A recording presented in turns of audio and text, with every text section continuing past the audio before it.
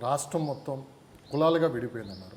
అంటే జగన్మోహన్ రెడ్డి గారు మాట తప్పం మడని తిప్పం అన్న మాట అనేది అక్షరాల తప్పు అని చెప్పి ఈరోజు ఫలితాలను బట్టి స్పష్టంగా అర్థమవుతుంది. కేవలం ఒక కులాన్ని టార్గెట్గా చేసుకొని ఒక కులాన్ని పూర్తిగా నిర్మూలించాలని చెప్పి ఆయన ముందుకెళ్ళటం కూడా అతి పెద్ద మైనస్ ఆయనకి. అందుకే ఇలాంటి ఫలితాలు చూస్తున్నారు. మొత్తం ఎవరైతే అనుకున్నారో నా ఎస్సీ నా బీసీ అన్నారో అక్కడ తన సొంత కులమైన రెడ్డీస్ని కూడా దూరం చేసుకున్నారని చెప్పి కూడా ఈ ఫలితాలను బట్టి అదవుతుందని మనం అనుకోవచ్చా? ఇప్పుడు పూర్వం కమ్యూనిస్టులు పేదరికాన్ని అడ్డం పెట్టుకుని మేము పేదల తరపున పోరాటం చేస్తున్నామని చెప్పి వాళ్ళ ఆచరణలో కూడా అటు పాటించేవాళ్ళు. పేదల ఇళ్ళల్లో భోంచేయడము, పేదల ఇళ్ళతో పాటు పేదరికంను ఒక ఆదర్శంగా తీసుకొని భూస్వాముల మీద పోరాటం చేసినారు. కమ్యూనిస్ట్ ఉద్యమం అంతా ఉన్నప్పుడు అదే జరిగింది. ఈయన కూడా ఆ భావజాలను పునరుచ్చుకొని మాట్లాడుతున్నాడు. కానీ దీనివల్ల ఏం నష్టం జరిగింది అని అంటే, ఈయన ఎప్పుడైతే ఇది మాట్లాడుతూ వచ్చినారో ఆయనకు ఎవరు లేకుండా పోయినారు. ఎప్పుడైతే పవన్ కళ్యాణ్ గారు ఆయన్ను తిట్టి ఇష్టం వచ్చినట్టు ఇంట్లో వ్యవహారాలను కూడా బయటకు తీసి ఆయన రెచ్చగొట్టినట్టు ఒక రకంగా ఆయన కులాన్ని రెచ్చగొట్టినారు. రెచ్చగొట్టడంతో ఏమైంది, అతను పట్టుదల పట్టినాడు. వైఎస్ఆర్సీపీ వ్యతిరేకమైన ఓటు చీలకూడదని అటు తెలుగుదేశంతో ఒక ఒప్పందం చేసుకున్నాడు. అంటే ఒక సామాజిక వర్గాన్ని దెబ్బతీయాలనుకున్న తెలుగుదేశం గట్టి మద్దతుదారులు కదా ఆ సామాజిక వర్గం. ఆయన ఒకవేళ బెట్టు చేసిన తర్వాత జైలుకు వెళ్ళినప్పుడు పరామర్శించి వచ్చి బయటకు వచ్చి ప్రకటించినారు. సీట్లు తక్కువ ఇచ్చినా కానీ, ఆయన ఆశించిన మేరకు సీట్లు ఇవ్వకపోయినా కానీ ఈ యొక్క జయంతో వైఎస్ఆర్సీపీ వ్యతిరేకమైన ఓటు చీలకూడదనే జయంతో తక్కువ సీట్లు ఇచ్చినా ఒప్పుకున్నారు. ఆయన ఒక రకంగా త్యాగం చేసినారనే చెప్పాలి. ఎందుకంటే యూనిటీ కోసం వైఎస్ఆర్సీపీ వ్యతిరేకమైన కులాలు అయితేనేమి, పార్టీలు అయితేనేమి, వాటికి అన్నింటికీ యునైటెడ్నెస్ కోసం ఒక త్యాగం చేసినారన్నమాట. ఇదే కాకుండా మళ్ళీ బీజేపీని కూడా తీసుకురావడంలో ప్రధాన పాత్ర ప్రోత్సహించారు.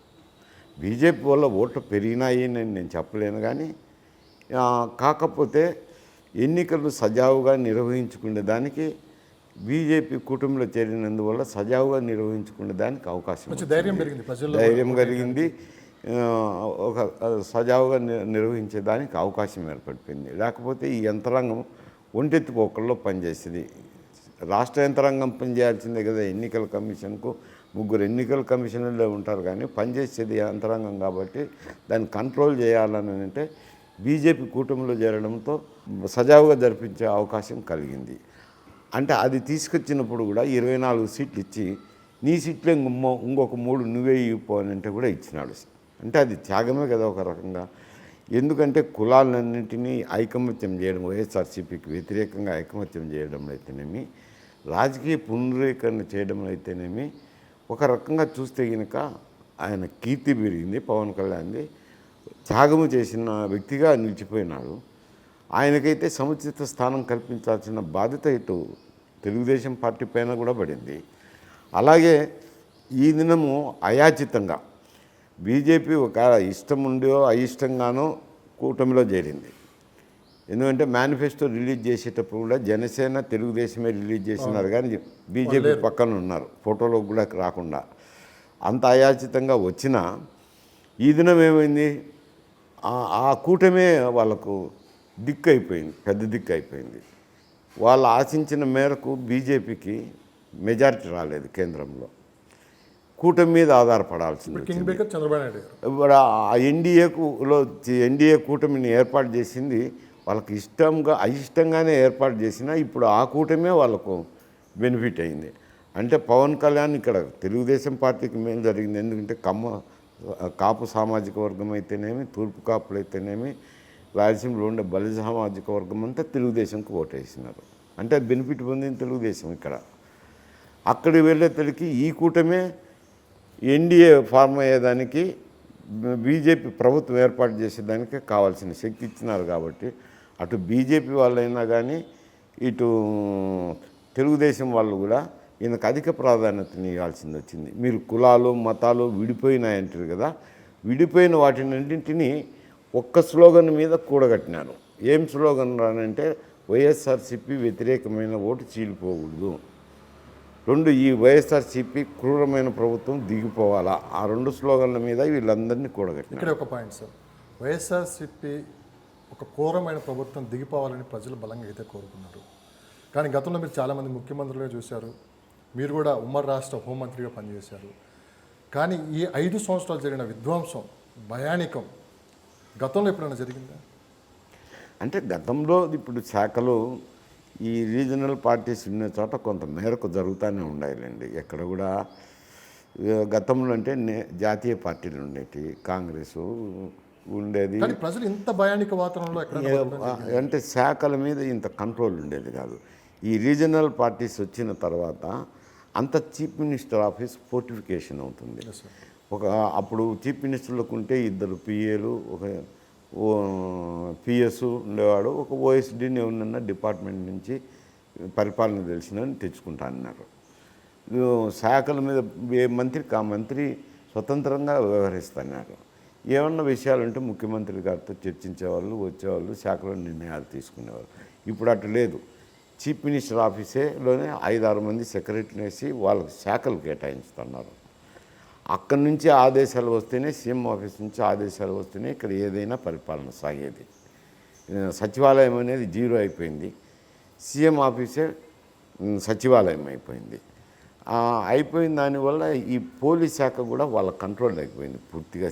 చీఫ్ మినిస్టర్ ఆఫీస్ కంట్రోల్ అయిపోయేసరికి ఎవరు అధికారంలో ఉంటారో వాళ్ళకు అనుకూలంగా పనిచేయటం మొదలుపెట్టారు. అంటే ఇక్కడే కాదు, ఈ వైఎస్ఆర్సీపీ ప్రభుత్వంలోనే కాదు, రీజనల్ పార్టీస్ ఎక్కడ కూడా. కాకపోతే ఈ వైఎస్ఆర్సీపీ అధికారంలో ఉన్నప్పుడు అంత మోతాదు మించింది. ఎందుకంటే ఇతర పార్టీల వాళ్ళను హింసించే స్థాయికి కూడా దిగజారినారు. అది రఘురామరాజు ఒక ఎంపీ. ఆ ఎంపీని విచారించే విధానంలో విచారించాలి. విచారణలో కూడా పద్ధతులు ఉన్నాయి. 3rd డిగ్రీ మెథడ్స్ ఉపయోగించడం ఏమిటి ఒక ఎంపీ మీద? అది సీనియర్ ఆఫీసర్గా ఉండి, సిఐడి ఆఫీసర్గా ఉండి. అంటే అటువంటి స్థితి ఏమవుతుందంటే ప్రజల్లో ఇదొక ప్రభుత్వం మీద ఒక విధమైన అభిప్రాయం ఏర్పడుతుంది. నువ్వు అన్నే భయానకమైన విరక్తి కానీ ఏంది ఇది అనేది ఒక రకమైన భావన ఏర్పడుతుంది. జరిగిన ఒక సంఘటన అయినా మొత్తం అంతా అటువంటి ఎన్నో సంఘటనలు జరిగినాయిలేండి. అందువల్ల అటువంటి పరిస్థితి రాకుండా ఉండాలన్నప్పుడు కొంచెం జాగ్రత్త వహించాల్సింది. జాగ్రత్త వహించకుండా మౌనంగా ఉండేసరికి వాళ్ళు విచ్చలవిడిగా అధికార పార్టీకి దాసోహం అనేటట్టు చేయడంతోనే ఈ పరిస్థితి ఏర్పడిపోయింది. మంత్రులు, చాలామంది మంత్రుల్ని కేవలం తిట్టించడం మాత్రమే జగన్మోహన్ రెడ్డి గారు పెట్టుకున్నారు. అదే దెబ్బ ఎలా ఉంటుందో ప్రజలు ఈ ఎలక్షన్లో చూపించారు. పవన్ కళ్యాణ్ గారు అంటూ ఈసారి జగన్మోహన్ రెడ్డిని అదం పాదాలకి తొక్కేస్తా అన్నట్టే నిజంగానే అదం పాదాలకి పడిపోయాడు జగన్మోహన్ రెడ్డి గారు. వ్యవస్థలు ఈ విధంగా మేనేజ్ చేశారా? మంత్రులు అంటే ఇలా ఉంటారా? ఇన్ని బూతులు తిడతారా? ఇంత భయానిక వ్యవస్థను క్రియేట్ చేస్తారా? అంటే మంత్రులు కూడా ముఖ్యమంత్రిని సంతృప్తిపరచాలనే భాష మాట్లాడతారు. ఇవి ఇంతకుముందు గతంలో అయితే ఎవరి శాఖకు సంబంధించి వారు సమాధానాలు చెప్పడము ఉండేది. ప్రతిపక్షాలు కూడా కేవలము సమస్యల మీద మాట్లాడుతుండేవారు. ఇప్పుడు పర్సనలైజ్ అయిపోయినాయి బూతులు తిట్టుకోవడం. నేను ఒక మారు చూశాను, శాసనసభలో చూసినప్పుడు ఏదో తెలుగుదేశం శాసనసభ్యుడు ఒక ఆయన ఏదో మాట్లాడినారు. ఆయన మీదకి ఒక మంత్రి గారు, నాకు గుర్తులేదు, చాలా రోజులైంది, 3 సంవత్సరాలు 4 సంవత్సరాలు అవుతుంది, ఈ శాఖ మంత్రి లేచి ఆ సభ్యుని బూతులు తిట్టని మొదలుపెట్టినాడు. అంతా తెలుగుదేశం పార్టీ వాకౌట్ చేసి వెళ్ళిపోయినారు. వెళ్ళిపోయినాక ముఖ్యమంత్రి అనే వ్యక్తి లెజిస్లేటివ్ పార్టీ నాయకుడు కదా, తెలుగుదేశానికి ఆయనే నాయకుడు అవుతాడు, వైఎస్ఆర్సీపీకి ఆయనే నాయకుడు అవుతాడు, ముఖ్యమంత్రి అయినాక మొత్తం లెజిస్లేచర్ పార్టీలన్నిటికీ నాయకుడు అవుతాడు. అటువంటి నాయకుడు ఎందుకు అట్లా మాట్లాడినావో ఏదో ఒకటి లోపలికి పిలిచో చెప్పాలి కదా. చెప్పకుండా ఆయన లేచి ఆయన బాగా మాట్లాడినావని మంత్రిని అభినందించినాడు, బూతులు మాట్లాడిన మంత్రిని. అట్లా ఎంకరేజ్ చేస్తే ఏముంటుంది? ముఖ్యమంత్రిని సంతృప్తి పరచాలని చెప్పి వాళ్ళకు నోటికొచ్చిన భాషలో బూతులు మాట్లాడి మొదలుపెట్టారు. అదే కదా అతన్ని పవన్ కళ్యాణ్ గారిని పర్సనలైజ్డ్గా మాట్లాడడంతో ఆయన ప్రిస్టేజ్ తీసుకొని ఇంత త్యాగం చేసినాడు. అదే దెబ్బ ఈయనకు